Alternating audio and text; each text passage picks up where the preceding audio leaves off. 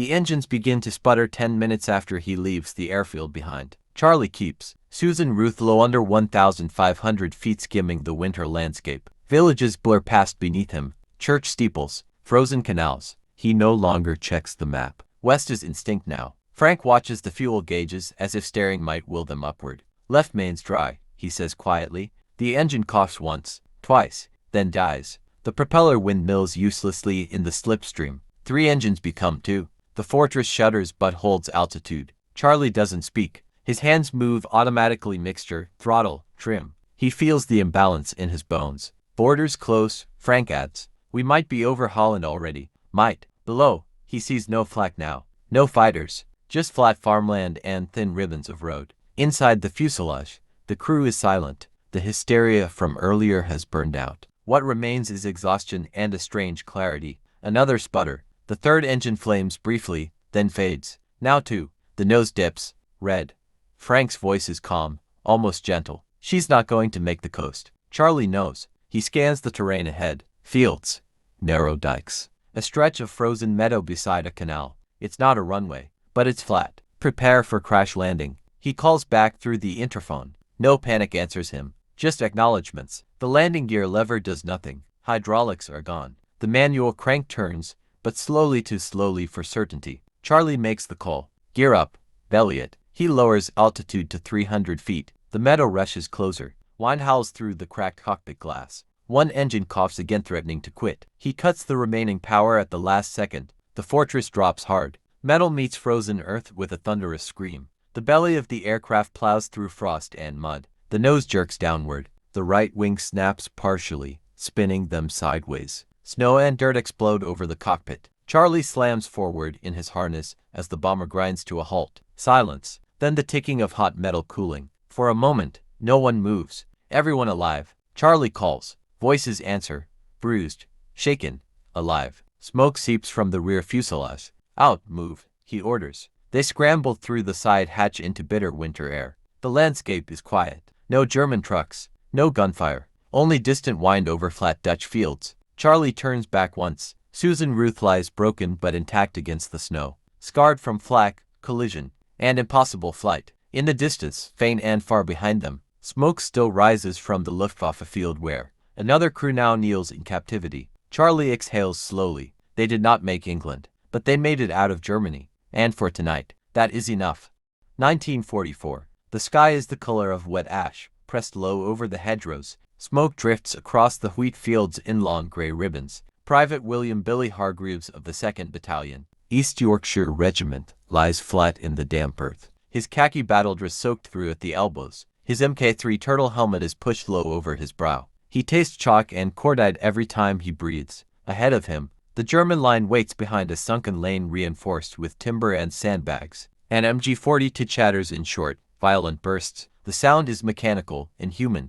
It cuts the air like ripping canvas. Billy's Bren gun rests against his shoulder. The weapon is not pretty. It is top-fed, awkward, heavy at the front. The curved magazine rises like a metal spine from its back. The bipod digs into the dirt. It looks crude compared to the sleek German machine gun across the field. But Billy knows what it can do. Range 200, whispers Corporal Davies beside him, peering through binoculars fogged by mist. Short bursts, make it count. Billy nods. He thinks of Hull, of rain on brick terraces, of his mother's hands kneading dough. He forces the images away. The Bren's bolt slides forward with a solid metallic snap. Across the hedgerow, a German Feldwebel named Karl Brenner steadies his MG-40 to crew. He is 28, Eastern Front veteran. Iron Cross ribbon stitched above his pocket. He has seen tanks burn. He has seen artillery rip men apart. None of it unsettles him the way a British light machine gun does. He has heard it before. A slower rhythm, deliberate, controlled, accurate. Watch for the English automatic rifle, he mutters to his loader. The ugly one. The first British artillery shells fall short. Earth fountains into the air. The Germans hold. Davies raises his hand. Billy squeezes the trigger. The Bren answers with a hard, measured thump-thump-thump. Not wild, not frantic. Each burst is 3 rounds. Each burst walks precisely along the sandbags. A German helmet jerks backward. The MG-42 falters. Karl's loader collapses without a sound. The British riflemen rise, advancing by fire and movement. Bren guns speak from 2 more positions along the hedge. stitching the lane with disciplined arcs of fire. The Germans duck lower, forced into cover. Karl feels it then the shift. Not panic, calculation. The British are pinning them. Not with tanks, not with heavy guns, with that weapon, the ugly one. Billy changes magazine smoothly, hands trembling, but steady enough. 28 rounds gone. A fresh curved mag clicks into place. Davies shouts, "Keep them down." Billy fires again. Across the lane, Karl signals for mortar support. If the English gun keeps firing, they will lose the position. The Bren's rhythm continues, relentless and precise. As German mortar tubes thump somewhere behind the line, Billy hears the distant whistle in the air, and he realizes the next shell is coming for him. The mortar round lands 20 yards short. The blast punches the air from Billy's lungs. Dirt and shattered wheat rain down over his helmet. For a second, all he hears is a high, metallic ringing. The world narrows to dust and the taste of blood where he's bitten his tongue. "Still with me?" Corporal Davies shouts. Billy nods, already dragging the Bren a foot to the left. The bipod bites into fresh soil. He doesn't look up. He doesn't need to. He knows the lane is still there. He knows the Germans are still breathing. Another mortar thumps somewhere beyond the hedgerow. Across the sunken road, Feldwebel Karl Brenner presses his back to damp clay. The British gun has shifted. It is still firing measured. Disciplined bursts that slap into sandbags and rake the lip of the lane. His second MG-42 team tries to answer, but every time they rise to fire, 3 controlled shots snap overhead and force them down again. Karl has fought at Kharkov. He has watched Soviet T-34s roll through villages like iron storms. Tanks are loud. Tanks are obvious. You hear them coming. The Bren is different. It waits. It studies. It kills in small, careful decisions. Smoke. Karl orders. A German grenadier fumbles with a Nebelker's canister and tosses it into the lane. White smoke spills outward, curling through the hedgerow gaps. For a moment, the battlefield becomes ghost-like figures moving behind veils. Billy sees the smoke rising. "They're shifting," he mutters. Davies nods once. "Walk it left. Cut the exit." Billy angles the Bren, firing into the thinning edge of smoke where the lane bends north. 3 round bursts. Pause. 3 more. He imagines where a man would run if he wanted to live. A silhouette appears. Billy fires. The figure drops before finishing the step. A British rifleman beside Billy, Private Collins, 19 and shaking, whispers, "Bloody hell." There is no triumph in Billy's face, only focus. Another mortar whistle grows louder. This one lands closer. The blast flips Collins onto his back. The boy screams, clutching his thigh where shrapnel has torn through wool and flesh. Blood seeps dark into the dirt. Billy flinches, but he does not stop firing. Davies crawls to Collins, pressing a field dressing against the wound. "Stay with me, lad. Stay with me." The Bren continues its steady rhythm. It is the only sound on the British side that feels controlled. Across the lane, Karl sees one of his own men trying to drag the wounded loader to safety. The British gun shifts instantly, pinning them both behind a broken cartwheel. Karl feels anger rising now. Not fear anger. This is one man with one light machine gun holding an entire section in place. He signals for a flanking team to move through a drainage ditch toward the British hedge. If they silence that Bren, the lane holds. If they fail, Billy reloads again. His ammunition pouch is lighter now. Sweat stings his eyes despite the cool air. Davies glances down the hedgerow.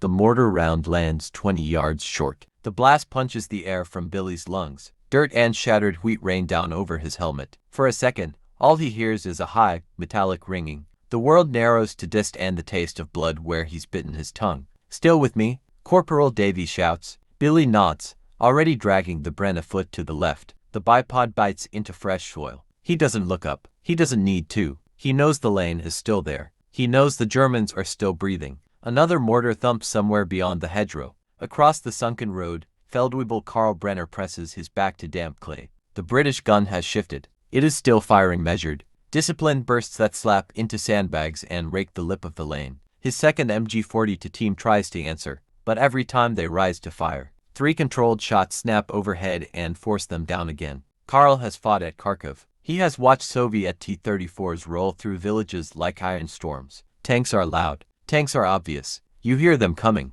The Bren is different. It waits. It studies. It kills in small, careful decisions. "Smoke." Karl orders. A German grenadier fumbles with a Nebelker's canister and tosses it into the lane. White smoke spills outward, curling through the hedgerow gaps. For a moment, the battlefield becomes ghost-like figures moving behind veils. Billy sees the smoke rising. "They're shifting," he mutters. Davies nods once. "Walk it left. Cut the exit. Billy angles the Bren, firing into the thinning edge of smoke where the lane bends north. 3-round bursts. Pause. 3 more. He imagines where a man would run if he wanted to live. A silhouette appears. Billy fires. The figure drops before finishing the step. A British rifleman beside Billy, Private Collins, 19, and shaking, whispers, "Bloody hell." There is no triumph in Billy's face, only focus. Another mortar whistle grows louder. This one lands closer. The blast flips Collins onto his back. The boy screams, clutching his thigh where shrapnel has torn through wool and flesh. Blood seeps dark into the dirt. Billy flinches, but he does not stop firing. Davies crawls to Collins, pressing a field dressing against the wound. "Stay with me, lad. Stay with me." The Bren continues its steady rhythm. It is the only sound on the British side that feels controlled. Across the lane, Carl sees one of his own men trying to drag the wounded loader to safety. The British gun shifts instantly, pinning them both behind a broken cartwheel. Carl feels anger rising now. Not fear anger. This is one man with one light machine gun holding an entire section in place. He signals for a flanking team to move through a drainage ditch toward the British hedge. If they silence that Bren, the lane holds. If they fail, Billy reloads again. His ammunition pouch is lighter now. Sweat stings his eyes despite the cool air. Davies glances down the hedgerow. Carl Brenner hits the ground hard behind the shattered hedge, mud smearing across his cheek. He smells crushed leaves and cordite. He hears his own breathing fast, shallow. The British gun is only a few yards away. Billy sees the movement in the hedge and reacts without thinking. He swings the Bren toward the gap and fires a tight 3-round. Bursts straight through the splintered branches. Wood chips explode inward. Carl rolls instinctively, the round snapping past where his chest had been a second earlier. One bullet tears through his sleeve, grazing his upper arm. Heat flares. He bites down on the pain. Too close for the MG-42 now. Too close for mortar correction. This is down to nerve. Billy shifts forward on his elbows, pushing the Bren through the broken hedge, forcing space with the bipod legs. He can see flashes of gray beyond the brush. Davies shouts from behind him, "Careful, Billy." He's right there. Billy doesn't answer. He sees a shape rising, MP-40 lifting. He fires. The burst hits the dirt inches short as Carl dives again,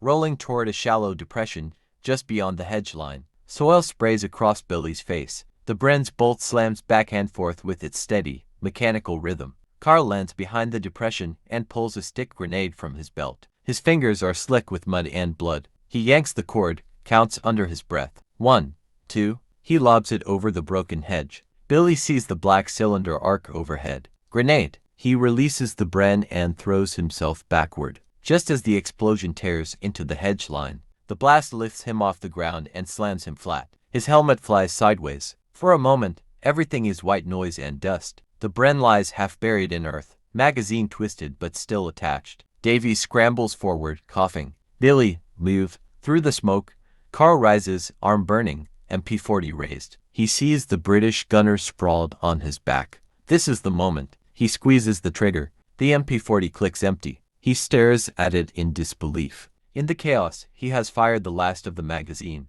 Billy's hearing returns in a dull roar. He sees the German silhouette standing over the broken hedge, weapon pointed but silent. Instinct takes over. He rolls toward the Bren, grabs it by the barrel shroud despite the heat, and swings the bipod legs up in one motion. He doesn't bother aiming perfectly. He fires from the hip. The Bren's heavy recoil punches into his shoulder. 3 rounds. Carl jerks backward as if yanked by wire. The MP-40 falls from his hands. He collapses into the churned earth just beyond the hedge. Silence spreads across the lane. Only distant rifle fire and the crackle of burning wheat remain. Billy lowers the Bren slowly, chest heaving. His hands shake now. He looks at the gray figure lying motionless a few yards away. Davies crawls beside him, eyes wide. "You got him."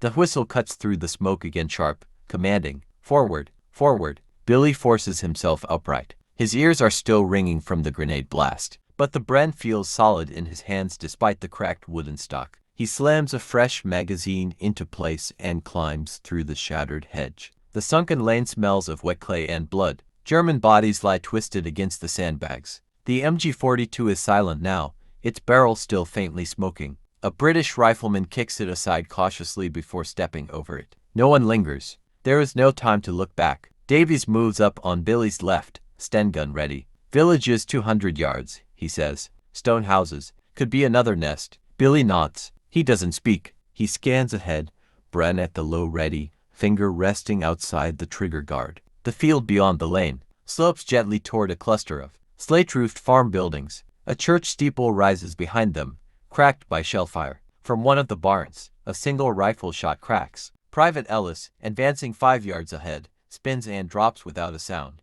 Billy reacts instantly. He drops prone in the open field, ignoring the damp soaking into his uniform. He sights the barn door's dark interior, shadowed. He fires a controlled burst into the opening. Dust jumps from the wood. A second burst, slightly higher. The steady thump-thump-thump echoes across the field. German return fire snaps overhead, but it is scattered. The Bren's rhythm forces heads down. British riflemen fan out in a shallow arc, using the dips in the field for cover. Inside the barn, a young German Jeff Reiter named Otto Weiss crouches behind a wagon axle, clutching his Kar-9 8K.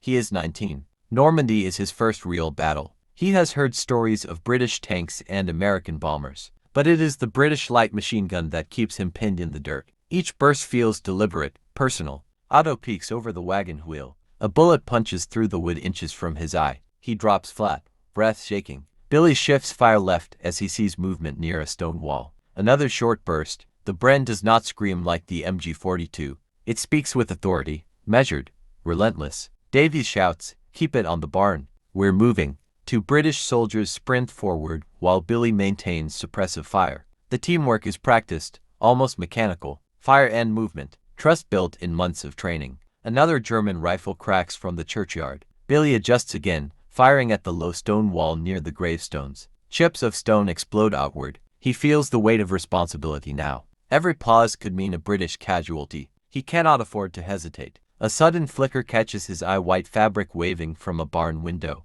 He stops firing. The field falls eerily quiet except for distant artillery rumbling toward Kong. From the barn doorway, 2 German soldiers emerge slowly. Hands raised. Otto is one of them. His helmet is gone. His face is pale with dust.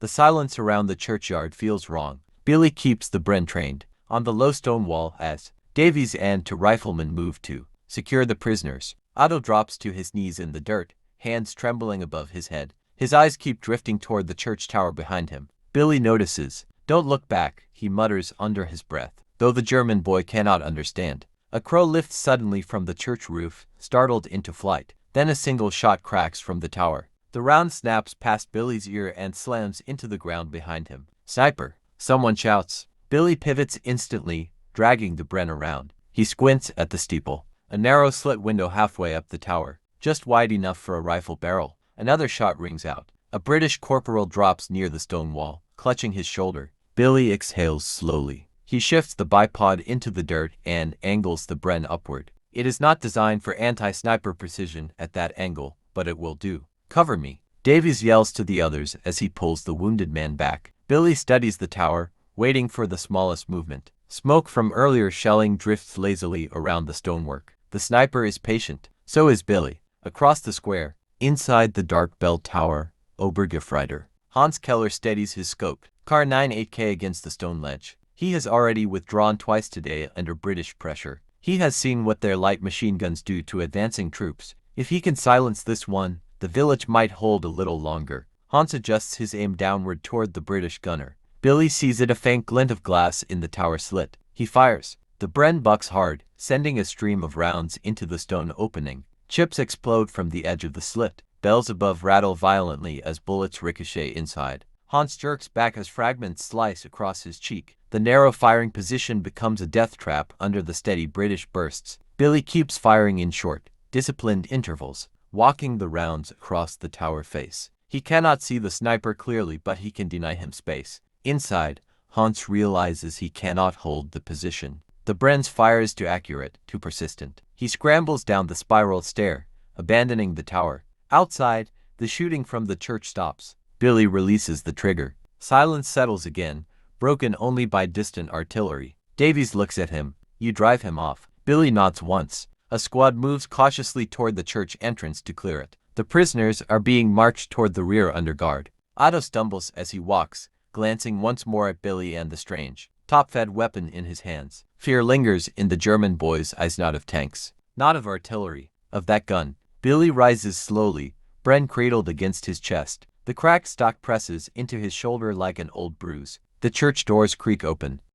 The burst from inside the church is unmistakable. MP40. Short, violent, uncontrolled. 2 British soldiers at the doorway fall back instantly, one clutching his chest, the other scrambling for the stone steps. Splinters fly from the heavy wooden doors as rounds punch through from within. Billy drops to one knee in the square, dragging the Bren up against a broken fountain for support. The stone rim is chipped by shrapnel, water long gone. He steadies his breathing. Still inside, Davies shouts from behind a cart. The church doors swing half open, swaying slightly from the force of gunfire. The interior beyond is black, the nave filled with smoke and drifting dust motes lit by fractured stained glass. Billy fires a tight burst straight into the doorway. The Bren's rounds slam into the thick oak, chewing splinters free and punching through into the darkness beyond. He adjusts lower, aiming at waist height. Another burst, controlled, measured. Inside the church, Hans Keller staggers backward from the entrance, ears ringing. He had retreated from the tower only to find 2 remnants of a Volksgrenadier unit barricaded behind overturned pews near the altar. They had chosen to fight. Hans knows the British light machine gun is outside. He can hear its rhythm, not frantic like the MP40, not wild, intentional. A round punches through a pew beside him, showering him in splinters. The nave is no longer sanctuary. It is a trap. Billy rises and advances 3 careful steps toward the doorway, still firing short bursts. Each squeeze of the trigger feels deliberate. He imagines the interior layout: central aisle, pews to either side, altar at the far end. Grenade! Davies calls. A British rifleman lobs a Mills bomb through the half-open door. It clatters across stone. Billy stops firing. The explosion rolls through the church like thunder, rattling what remains of stained glass. Smoke billows outward into the square. Billy moves first. He steps over the threshold, Bren raised, eyes adjusting to the dim interior. Sunlight slices through broken windows in pale beams. Pews are overturned. Dust hangs thick in the air. A German soldier lies near the aisle, motionless, but movement flickers near the altar. Billy fires a short burst across the front pews, which splinters violently. Hans ducks behind the stone altar, hard hammering. He can no longer retreat. The British gun controls the entrance, the aisle, the space between cover. He grips his Car-9 8K, knowing the Bren will fire again the moment he moves. Billy edges forward slowly, boots echoing on stone. The Bren's barrel tracks left to right, searching shadows. Behind the altar, Hans makes a decision. He rises suddenly, rifle aimed. Billy sees him in the same instant. Both men fire. The church erupts with overlapping cracks, and when the smoke clears, only one of them is still standing. The engine noise grows steadily louder, not trucks, heavier. Billy steps out from the church shadow into the fading Normandy light. The eastern road runs between hedgerows toward a shallow rise. Dust lifts in the distance, drifting above the fields like low fog. Davies joins him, eyes narrowed. Hear that? Billy nods. A British Piat team scrambles into position behind a stone wall near the crossroads. The weapon looks awkward, spring-loaded, brutal on the shoulder, but it is all they have for armor until proper support arrives. Where are our tanks? Collins mutters from his stretcher near the fountain, face pale but alert. No one answers. The first German half-track appears at the crest of the rise, its angular silhouette unmistakable. Behind it, 2 Panzer IVs roll forward cautiously, long-barreled guns sweeping left and right. Billy feels the weight of the Bren in his hands. This is not its battlefield, or so the Germans believe. The half-track halts at the edge of the hedgerow. Infantry dismount, quickly field gray, figures spreading along the ditch line with disciplined efficiency. Among them are hardened men of the 12th SS Panzer Division. They advance behind the tanks, inside one of the Panzer IVs. Oberleutnant Dieter Voss scans the village through binoculars. He has been briefed. British infantry hold the square. Light resistance. No heavy anti-tank guns observed. He is not concerned about British rifles, but he is cautious of their automatic fire. Infantry forward, he orders calmly over the intercom. Suppress their machine guns. The German grenadiers begin moving through the hedgerows toward the village edge. Billy sets the Bren on its bipod behind the low stone wall at the crossroads. He cannot destroy a tank, but he can break the men who protect it. Wait, Davies whispers. The first German infantry section appears between 2 hedges, advancing in short bounds. Billy fires. The Bren's steady rhythm cuts across the field. 3 rounds. Pause. 3 more. The leading grenadier drops instantly. Another dives for cover behind a tree trunk. German rifle fire answers, snapping into the stone wall, chipping fragments into Billy's cheek. He does not stop. He shifts fire toward the second group trying to flank right. The Bren's controlled bursts force them flat. The advance stalls. Behind them, the Panzer IV rotates its turret slowly toward the crossroads. Billy sees the long barrel lining. Down, Davy shouts. The tank fires. The shell slams into the stone wall 10 yards left of Billy, blowing it apart in a cloud of dust and rock. The concussion hits like a hammer. Billy coughs, half blinded, but keeps the Bren trained on the infantry pinned in the hedgerow. He cannot fight the tank, but he can deny it eyes. Another burst drops a German radio operator trying to signal forward. The Panzer inches closer. German infantry hesitate now, unwilling to rise under the precise British fire. Inside the tank, Voss frowns.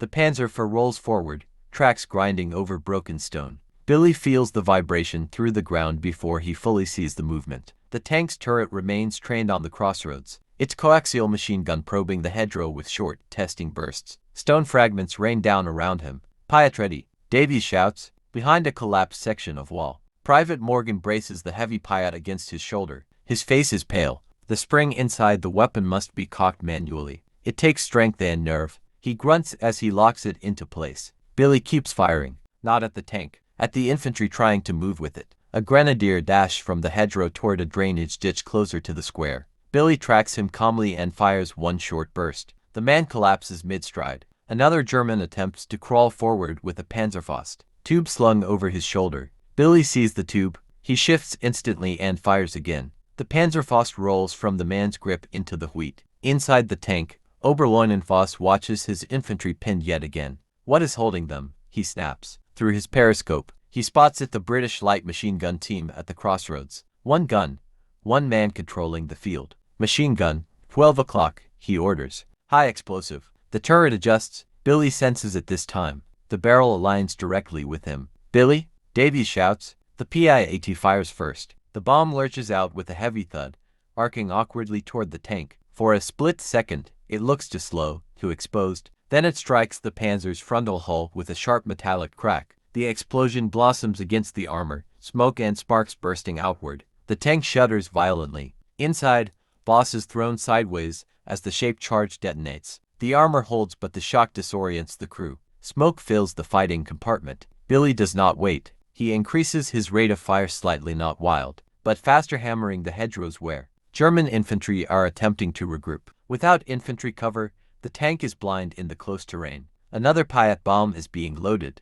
German grenadiers hesitate, unsure whether to advance or withdraw. Every movement draws disciplined British fire. The Panzer's turret rotates again, slower now. Smoke seeps from its front glacis plate. "Load," Morgan gasps, wrestling the Piat back into position. Billy shifts left as the tank's coaxial. MG-34 spits rounds toward the crossroads. Bullets crack past his helmet, one grazing the edge with a sharp metallic ping. He flinches but keeps firing. The second PIAT round launches. This time it strikes the turret ring. The explosion is louder, sharper. The Panzer jerks to a halt. For a heartbeat, nothing moves. Then the turret hatch bursts open and a German crewman climbs out. Uniform smoldering. German infantry begin falling back toward the hedgerows. Billy keeps the Bren trained on them, ensuring.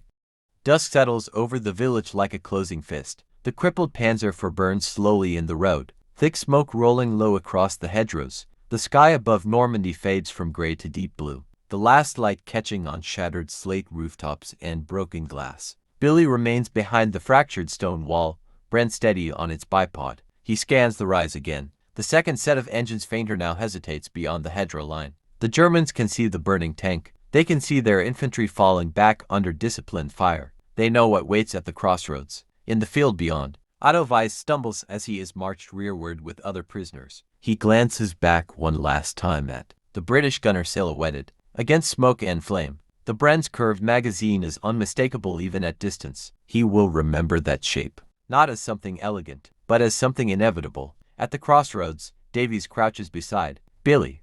Scouts report the second tank element pulled back to regroup, he says quietly. They're not pushing in tonight. Billy nods once. He does not feel triumph, only exhaustion settling into his bones. Around them, British soldiers move carefully through the village, checking corners, establishing arcs of fire. A Bren team takes position in an upstairs window overlooking the eastern approach. Another covers the western lane. The weapon is everywhere now, in doorways, behind walls, in upper windows. Not loud, not dramatic, just present. A runner arrives from battalion headquarters with fresh orders. The village will serve as a forward defensive line through the night. Reinforcements are on the way. Armor support expected by morning. Billy finally lowers the Bren and checks it under fading light. The wooden stock is split from the grenade blast. The finish is scarred. Dirt clings to the cooling barrel. Ugly, but the mechanism still cycles smoothly when he pulls the cocking handle. Reliable. Davies sits beside him, lighting a cigarette with shaking hands.